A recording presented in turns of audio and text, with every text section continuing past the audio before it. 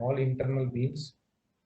Okay, go to assign shell, frame loads, distributed, and just say delete load case. Okay. Dead load case, loads are removed. Now we'll display the loads on this particular diagram and whether check whether the loads are proper or not. So go to display, show loads, frame loads, and dead load case. Okay, you can see here roof we will be having only parapet load and internal beams are not loaded. All other internal and as well as external beams are loaded for wall loads, and then there are shell load. Shell load will not be displayed like this. For shell load you have to just go to that element, right click and just check. See here it is a roof, so 2.5 as a dead load and RLL case it is 1.5. That's it.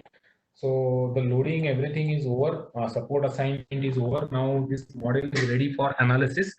You can proceed for analysis. So let us analyze this and then we'll see some further commands for designing. Okay, so let us analyze this model. Okay, so he will ask me to save the model. I will just replace this with the new one.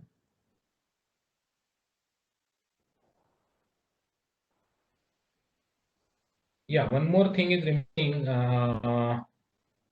Analysis, I have to assign the response spectra load case. Okay, so do that also, then we'll again analyze this. So define functions response spectrum. So here I will select 1893-2016 as a function and say add new function. Here I will define RSX, or you can write down the function name as 1893 2016, right? Okay, so this is 1.2. 1.2 will be, so zone factor is 0.24 and response reduction is again 5 that we already considered. So that's it. Okay. Then go to define response spectrum case. Okay. So say add new load case. Go to RSX response spectra in X direction. Okay. Say add new load. Here the function direction will be U1 and function will be 1893. I will put initial load factor, scale factor as 9810 and all other data as a default data. Again say add new load case, Y direction, RSY. So say response spectrum, add U2, function is 1893, scale is 9810. Two load cases are added. Now go for analysis, just run this analysis.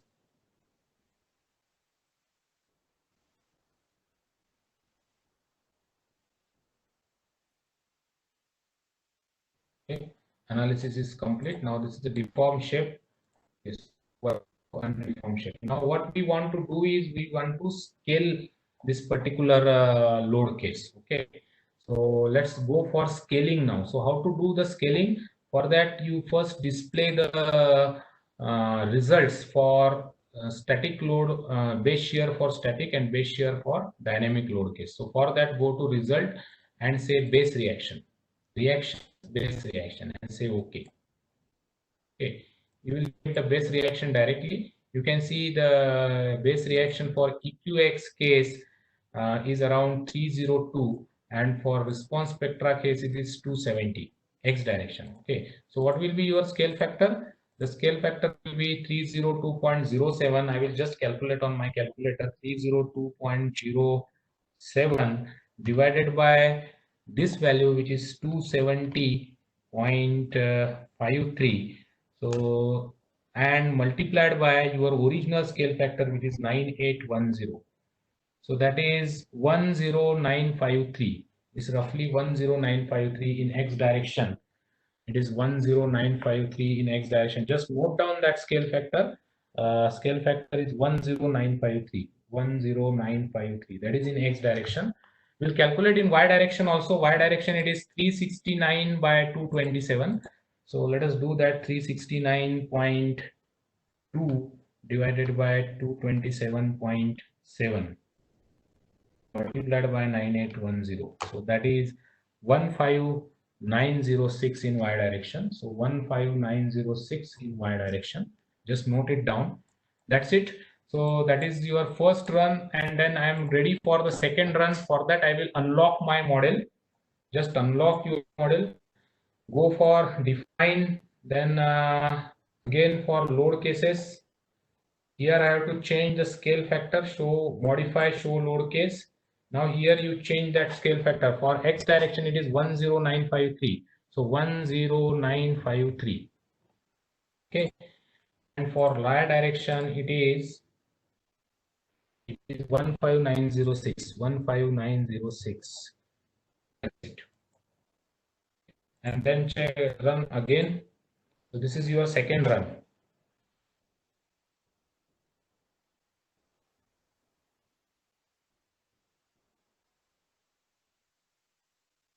Now the next step is to define the load combinations. So you can define the load combination from here, load combinations.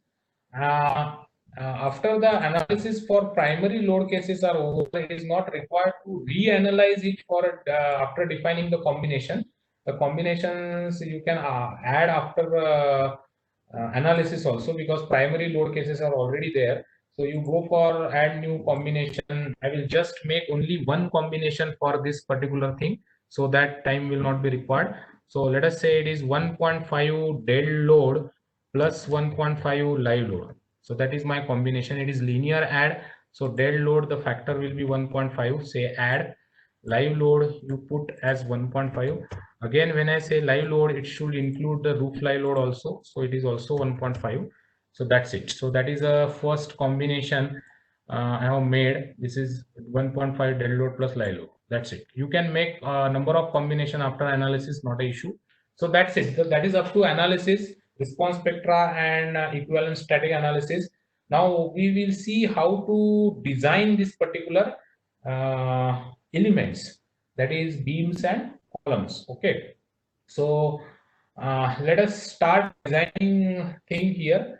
Okay, so what I will do, I will just show you the commands for designing, and then we'll design this particular buildings also for, and then we'll interpret the results of design. Of course, analysis result right now you can see. Okay, so let us first see the analysis result for today, and then of course we'll try to cover the design also. It is around 2:50 right now. Okay, so we'll try. Okay, so first we'll see the design results. Design results may be bending moment. So you can see the shape here. Here is the bending moment diagram that you can open on screen. So bending moment diagram, what case you want, you just select that case. If you want combination, you select that combination. So I will display the bending moment diagram for dead load plus live load. It will be moment 33 because it is out of plane bending. So it is always moment 33. Say okay.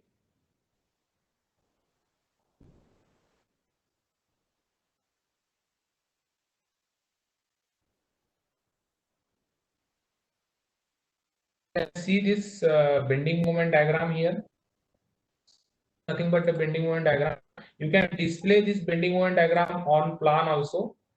Plan it is possible. So I will just check for dead load case. So this is how the bending moment will be there. Now you can see here, because we have these at this stage, so the bending moment at the ends are 0. You will find bending moment center supported beam. If you want to see the detailed diagram for bending moment, shear force, axial force, and whatever you want, you just click on that particular beam and just right click it. So the detailed diagram will be opened. So here you can see this first is free body diagram. The second is shear force diagram. The third is bending moment diagram, and fourth one is a displacement diagram. You can scroll the your cursor for, there is an option called scroll for values. You can check the values at any point by scrolling like this. Okay, or you can put the distance where you want your bending moment. So suppose if I want at 1 meter, so you just put the distance as 1 meter, say enter. So these are the values of bending moment, shear force, and other things at 1 meter from I end. So you can see here 7.7 kilonewton is a shear force for dead load case. 10.04 is a bending moment at 1 meter, and then displacement is 0.072 mm for this particular beam. Like that, you can see the values of bending moment and shear force. These values can also be displayed on screen if you want. So for that, whatever beams, if you select, if I want bending moment, shear forces, all this for this beam, you just select this beam, go to display show tables, and then here you have to go for frame results and then beam forces and just say okay. So these are the beam forces. This is axial force. Because it is a flexural member, axial force will be 0. This is shear force V2 in out of plane direction. So there is a shear force in plane. You can see this shear force is 0. So this is the shear force that we need to consider for design.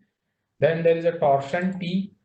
Then there is a M3, there is moment, bending moment. So bending moment in other direction, you can see it is 0. This is out of plane bending. Sorry, in plane bending. This is out of plane bending. So V2 and M3, that these are the relevant values. Again, you will get these values at different locations. So this is for 0.15, then 0.51, 575 and 1 meter, like that. So this is only for beam. Like that, other beams are also there. There is a unique ID for beam. So you will get this table. You can copy this table and you can paste it to the Excel, and then you can sort your result in a fashion you want for your further designing if you want. Okay, so that is the bending moment. Okay, so let me unmute first, and then we unlock first this model, and then rerun this for little lowercase. Now we'll go to design.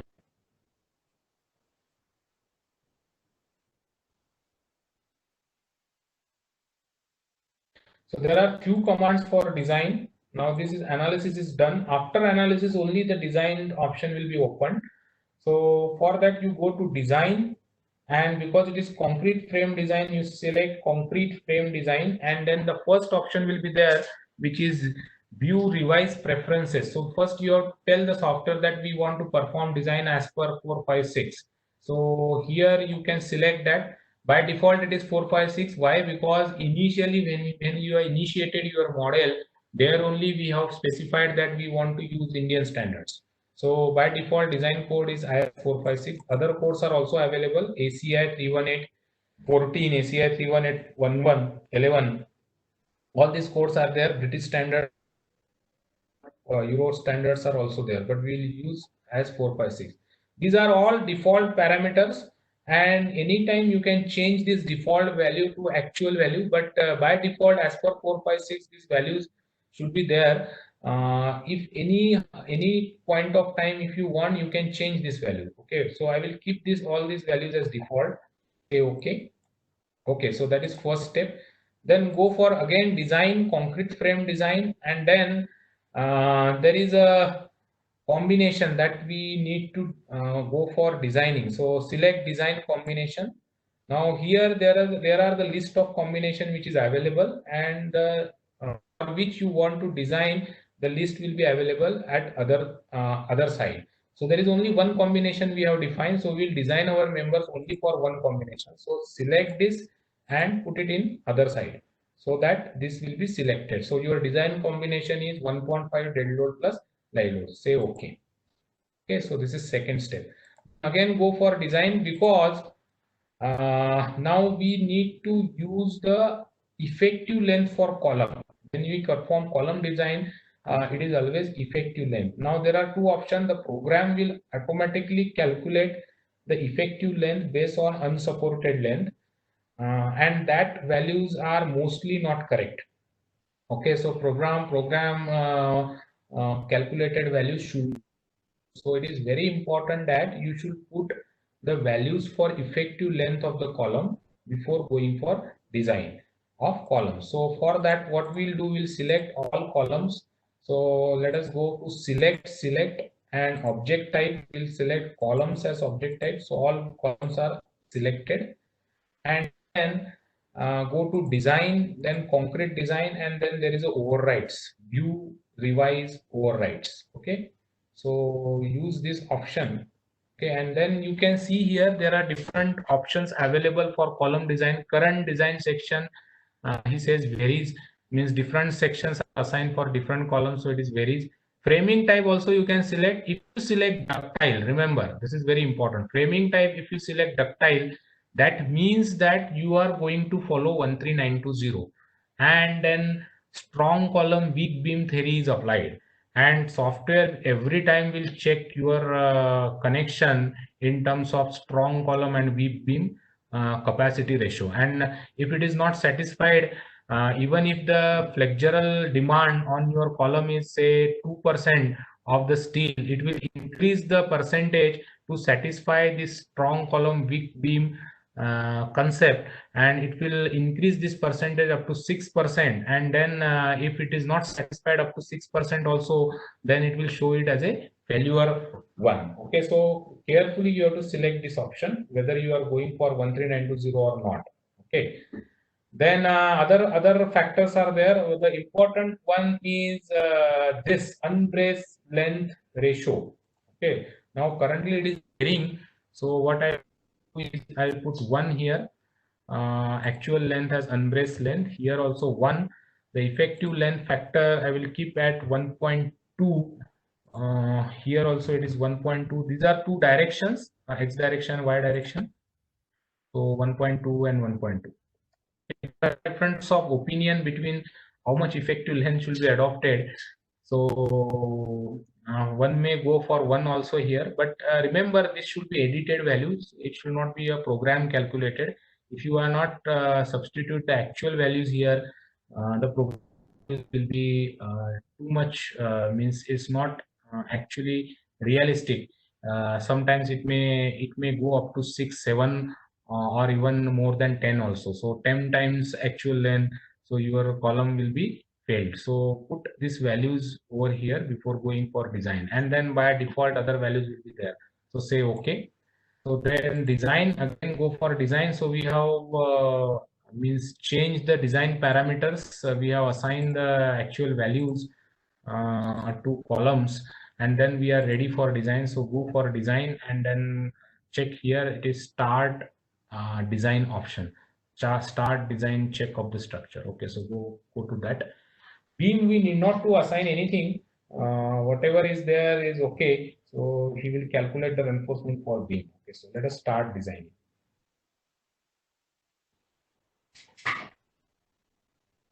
Okay, you can see the design is over for only one combination. Remember, we have considered only one combination. There is no lateral load at all. So lateral load combination means lateral load is not included in our combination. So this design is only performed for dead load 1.5 dead load plus live load. In that case, it is possible that all column may be only 0.8% steel. It is possible because we have already considered the sizes as 300 and 600, 450 by 450 for such a small building, and that two number of column will be around 12 column for only for say 10.5 8.5 by 6.5 meters size. So it is building is already stiff and number of columns are there, so you may find that all column will be having same area. So let us check. I doubt that all will be having same area, that is 0.8% of steel, because there is not much load on the columns. Okay, so let us display the results. The bottom one will carry the maximum steel because the unsupported length is more, and of course the axial load will be more on bottom stories. Okay, so let us say display design concrete frame design, and then there is a design info. You can display the reinforcement or you can display the rebar percentage. So go for rebar percentage. Yes, it is 0.8 everywhere. Why? Because the minimum capacity of the column is sufficient to carry that much of load. So everywhere you will find out 0.8, because as I told you, this size is very small for this building, 8.5 meter by 6.5 meter, and we have got huge columns, 300, 600, 450, 450. So additional may not be required. Let us check anywhere it is more than 0.8% or not. It is not there. Okay, so again lateral load is not included. So what we'll do in second, just we'll check, we will increase the lateral load, and then we'll include the lateral load case also. and then we'll try, then maybe the percentage of the steel is increased. So, but okay, that is a trial and error method. Anyway, you can do it for your actual project, but this is how you can go for design. So these are the percentage of the reinforcement required for that column.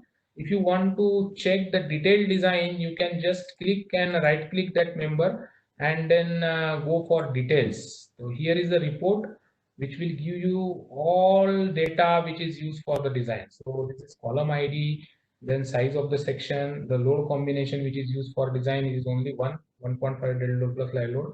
Then the length of the section, live load reduction factor, then sizes of the section, and then you have got movements. These are actual axial force is 1300 axial force is there on the column, and only 6 kilonewton meter moment is there. See this 6 and 29. That's why this is minimum size, and your size of the column is 450 by 450. So you must interpret this result also properly, whether the software is giving you the correct result or not. For that, you can do one. You can just calculate the capacity of axial capacity of this column with this size, with this grade of concrete. So it is 0.4 FCKAC plus 0.67 FYASC. So if you go with say 1% steel, so how much is the capacity? Whether it is more than this 1342 or less, check, or it will be around 22. Okay, and then you can add some capacity because of the movement. Okay, so like that you can check. So percentage required, currently it is required only 0.1%. 1620 mm square steel is required. Okay, so that is how you will get the report for the columns.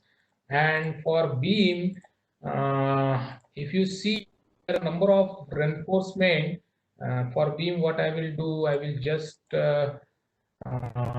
display it as a rebar longitudinal reinforcement. So these are the longitudinal reinforcement required for the beam. Now you can check here, these are all top reinforcement. Let us check another beam. Here all beams are minimum only. Let's go. Okay, this beam. Okay, so let's say this beam, these are 6 reinforcement which is displayed. One is at top, one is at bottom, and relocation, 3 locations. So the realistic values means what you are going to use in your design is this 350, this value, and this value. Only 3 values are useful. 2 at support, that is for hogging moment, and 1 as mid span, that is for sagging moment. Okay, so because this, and this, only 3 values are useful. Okay, so that is how the design is performed. Okay, you can.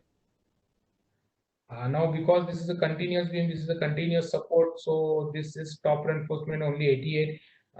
The top at here is 350, so you have to choose maximum of these two and then put your bars 0.25 LX on this side, 0.25 LX on that side. So that is how the design is performed. Now this beam, this frame is very stiff, and as far as the sizes of the columns are concerned, this will give you only minimum reinforcement, because sizes of beams are also 450 for 3 meter span. So beam reinforcement is also minimum, mostly minimum. But if you add earthquake load, the reinforcement may change. That you try at your home. So this is all about design in ETAP. So actually we have done the entire model starting from scratch up to design. Then there is a steel part which is left. So what I will do, I will just try to cover that steel part in tomorrow's first half an hour, and then we'll continue for the general thing which is there by for tomorrow's session.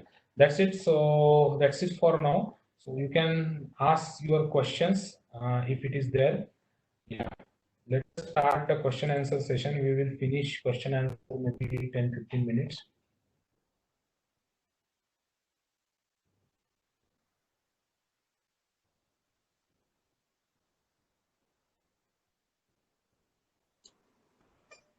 Okay, chat box is open now. You can ask the question.